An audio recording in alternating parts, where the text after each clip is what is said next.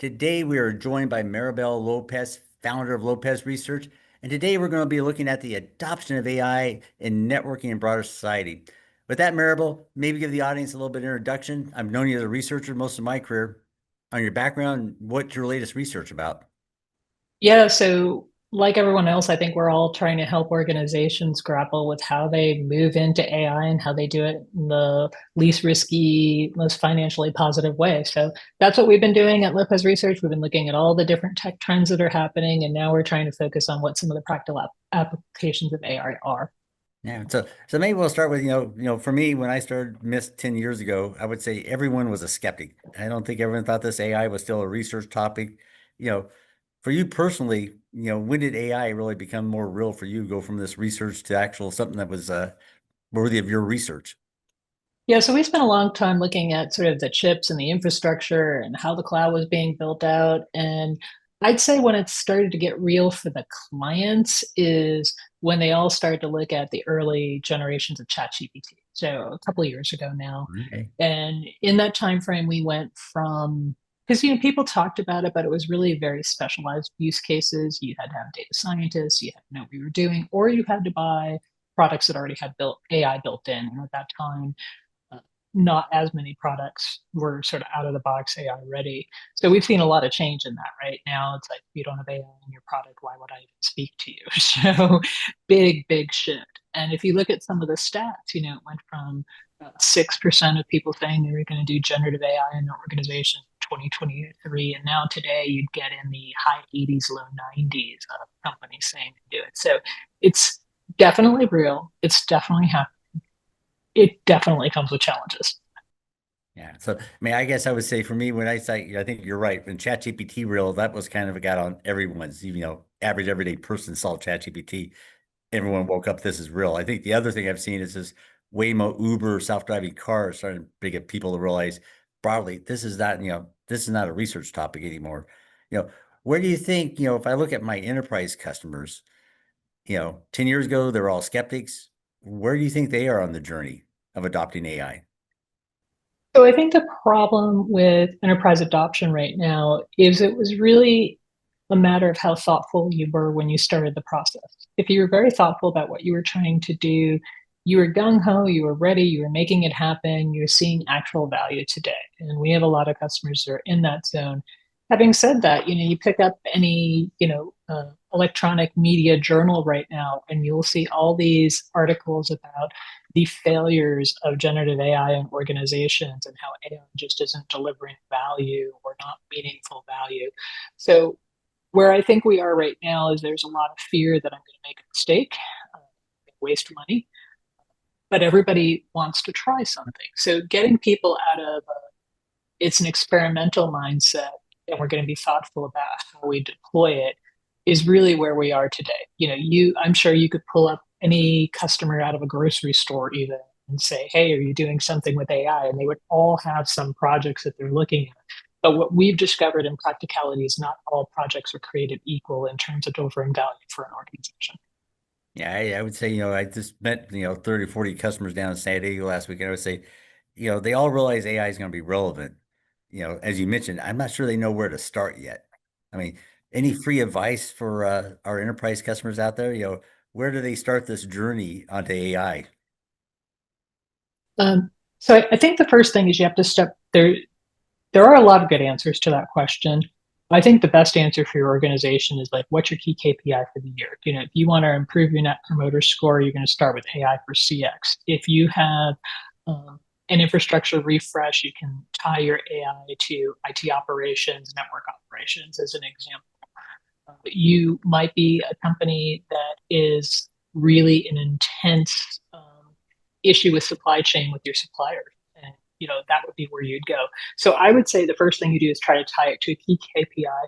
But those use cases that I mentioned, there's really well proven out use cases that are in customer experience. There are well proven use cases that in networking and IT operations. We're starting to see a lot of human resources use cases that are delivering value in organizations.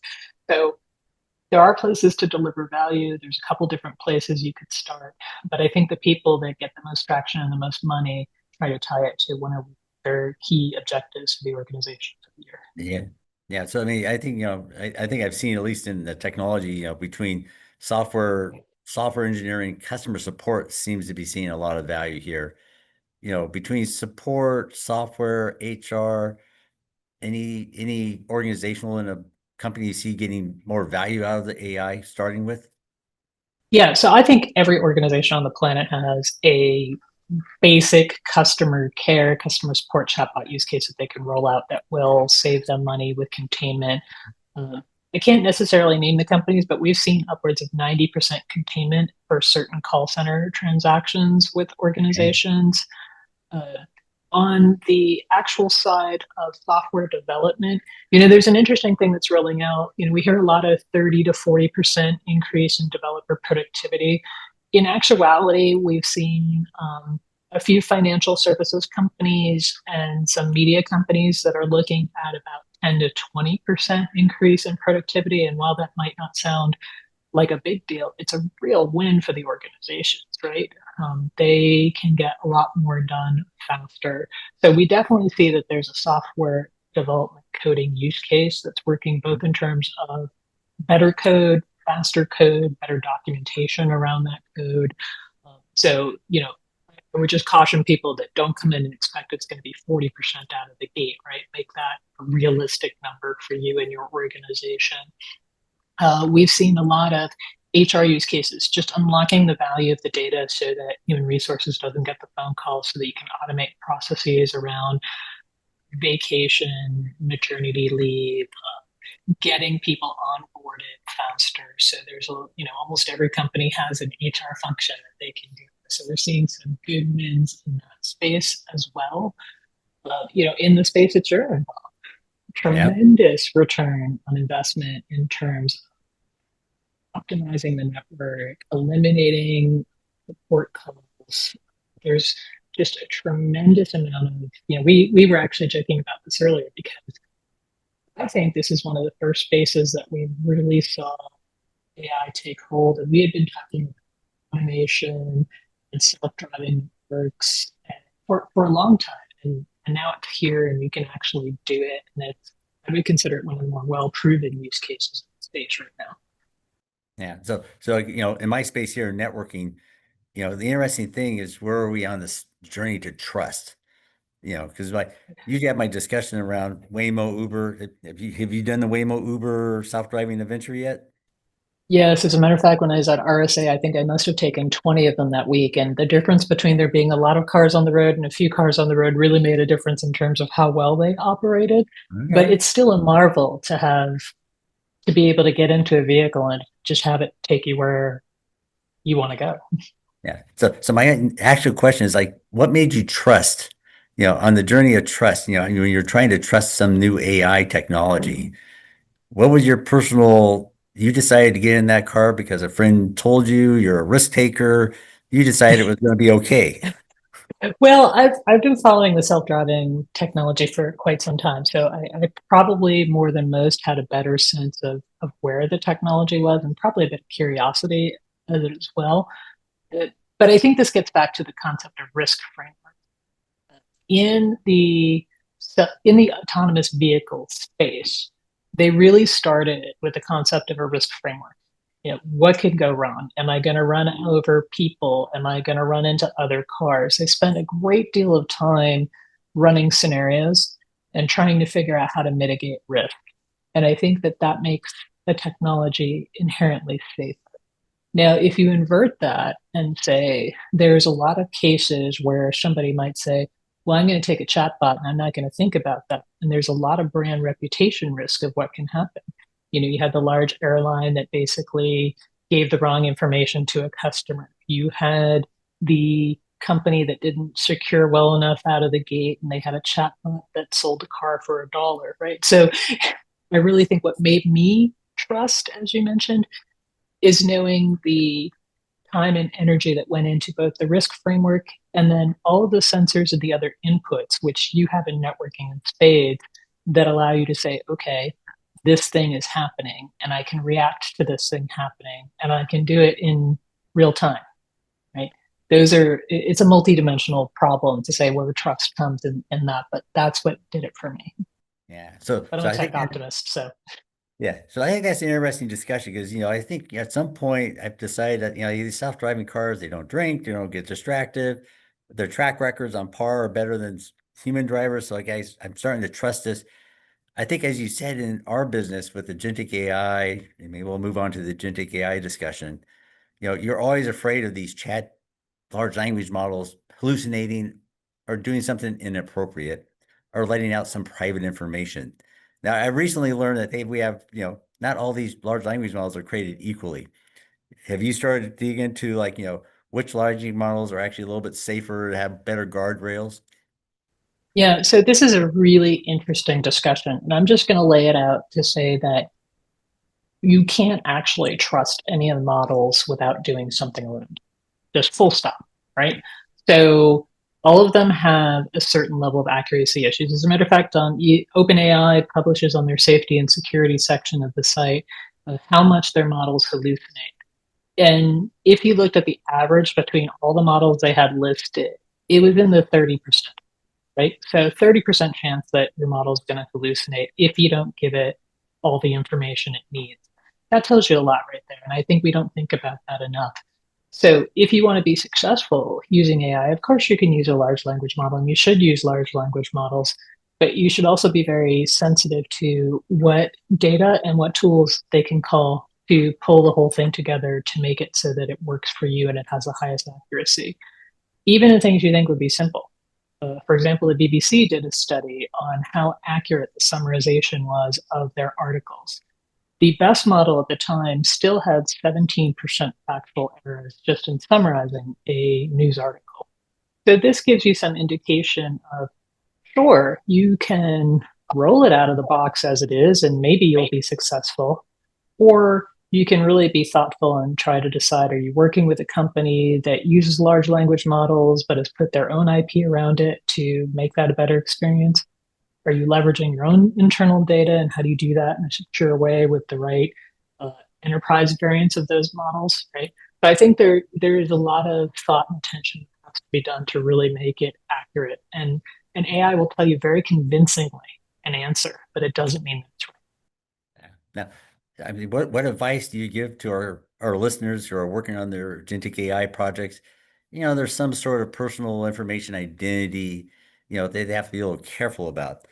You know, I'm going through the same issue myself right now. It's like, do I build or do I try to buy a partner on my guardrails? You think is Yeah. this something you do on your own or you leave it up to professionals? Unfortunately, I think the answer is both. Okay. I think to a certain extent, you should only be working with models that you think have really, they have good risk frameworks, they have good governance. For example, if you look at the beginning with large language models, there were a lot of things that you could do with them that were unsavory, that over time they have stopped the ability for you to write certain content, produce certain content. Those are guardrails that they've built in. But there are also guardrails for how you protect your information. So, for example, when I was talking to Experian, they said the first thing they did before they even looked at the tools was they tried to decide how they were going to protect their customer data if they want to use it with a large language model. And they only allow their sanction models, people to use data with their sanction models that are enterprise grade.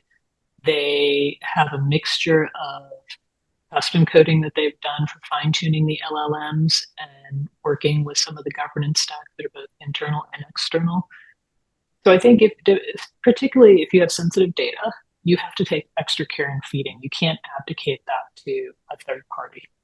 Yeah. Now, I don't know if you've seen these. I know they have some risk dashboards out there that they're starting to measure these models with different levels of risk and PI scores and everything. Have you seen these dashboards that help you kind of figure out which large language models are a little bit more riskier than the others? Yeah, but I still think this gets back to the models are risky if you put your data into them. So the question is, how are you going to leverage the model? And are you going to leverage a model that already has an enterprise governance stack on top of it? So yes, you should look at the risk of models 100%, because there are other things that can happen around, you know, model poisoning, data poison, there's injection attacks that can happen. So all of that's valid. You want to have a security lens on that. But I think organizations really need to be thoughtful about how they're using their internal data. And you're never going to have a great AI strategy unless you use your own proprietary data, because that's your secret sauce, right? And you know that in spades, right? For your Yep. own product category, you have access to a lot of data that allows you to fine tune models and create things that are better suited for the purpose of what you're trying to do. So it's not like just me, pulling some model off the shelf on Hugging Face of the, 11, 12,000 models I have there. I want something that's made for networking in this particular case, right? Somebody like Experian is going to want something that's designed for what they're trying to do in financial services, right? If you're in healthcare, it's another level of rigor that you have to take around personally identifiable information and health records. So you're not just going to throw that out there in the open to have it be, used by models. So you're going to find a say, okay, the model and fine tune it, work with the provider that's already done some of that work and has all the others, as a discussion, right? So I think those are really important. You have to think about your own data security. Yeah. So this brings up kind of another interesting compliance and new laws because I always tell people agentic AI is kind of this new non-deterministic, non-learning programming language that's going to help us automate things. But we've been automating things, for decades in the industry. We've had all these compliance. Do we need new compliance? We're watching Europe come up with these new laws, different levels of risk. The US seems a little bit more scattered. I don't think we have a centralized point. Maybe what do you think? Do we need a whole new compliance, new regulations? I have ULCE. Do we need to develop a whole new framework when we're building AI products?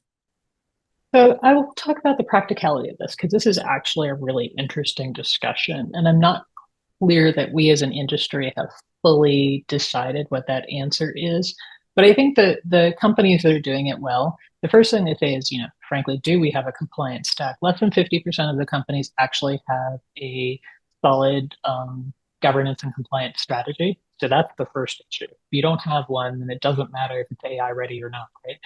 So first figure out, what yours is, and then try to figure out how AI changes it. Right? So one of the things that we've been talking about, you mentioned agentic AI several times, right? You have to decide when you're building an agent, what the agent can have access to and what it can't have access to.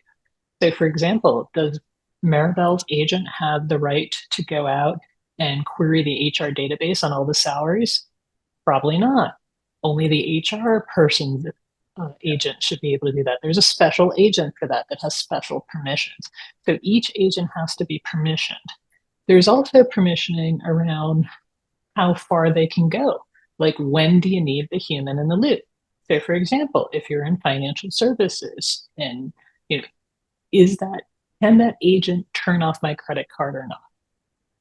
Like, and under what circumstances can that agent turn off my credit card or not? Does it have to go back and check with another agent? Does it have to go back and check with a human? So there's definitely permissionings to what they can access and then permissionings to how much action they can take. And I think that we as an industry right now are still working through some of those issues. And it works a lot better if it's within a stack. So, Bob, if it's within your stack of what you're doing with networking, I'm much better off because you've thought through those and Yeah. you've put in the guardrails that make that happen. But it's when your stack is talking to some other stack and you've got agents from multiple applications that are doing multiple things that are supposed to have this coordinated multi-agent effort.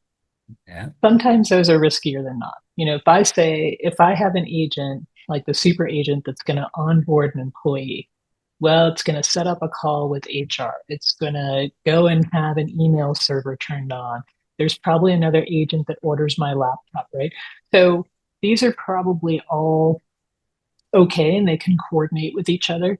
But then it's like, okay, well, there's got to be some agent that says what my permissions are for, accessing which apps, right? So I think we're still in this stage where it's multiple things we have to get right.